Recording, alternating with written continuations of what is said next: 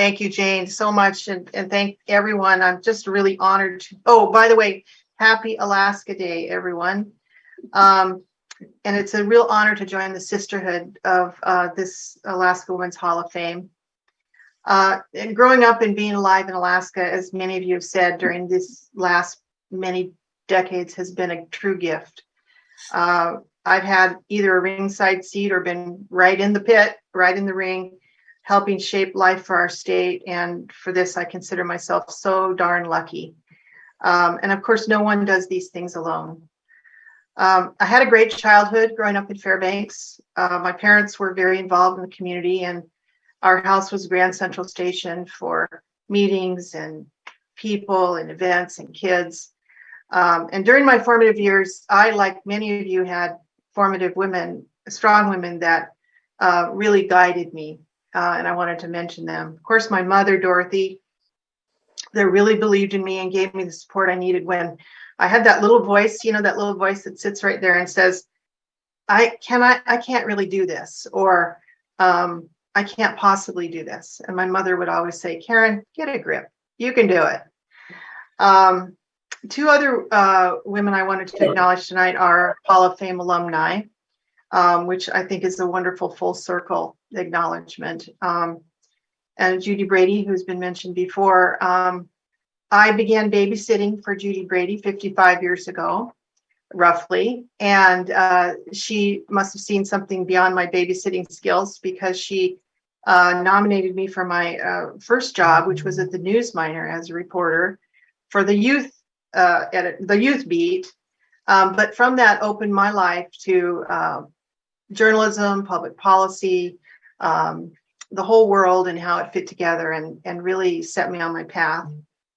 And the second one is Betty Parent, who is a strong Athabascan, Harvard, and Stanford educated woman who has been honored here, who really became my second mother when I was at Stanford. And I think I probably would have quit without her acknowledgement and her home cooking.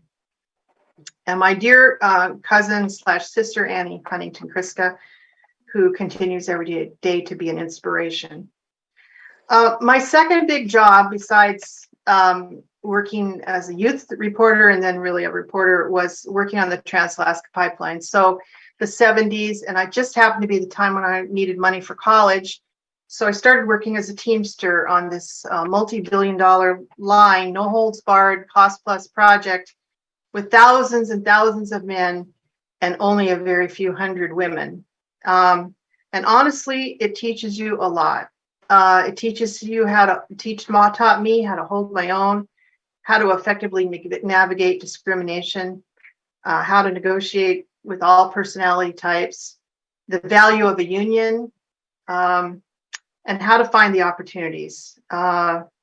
I had many stories about driving trucks in the Brooks Range, one brush with death over drive over Adigan Pass. And so, kind of getting all that experience out in your life early gives you some set of, oh, maybe I can do this kind of thing. Maybe I can negotiate. So I went on to work for the great Ted Stevens in Congress and for 4 governors, and I've learned from every single one of them. But success is hard work and consistency of effort, whether you are a mother, a wife, a commissioner, or a volunteer. And showing up, trying new things, getting out of your comfort zone is really, I think, what we want to model for young women today. And we all have the responsibility to mentor girls and boys in our life and give them that hand up and give them the advice. They may not even know until later that what you told them is something that they need.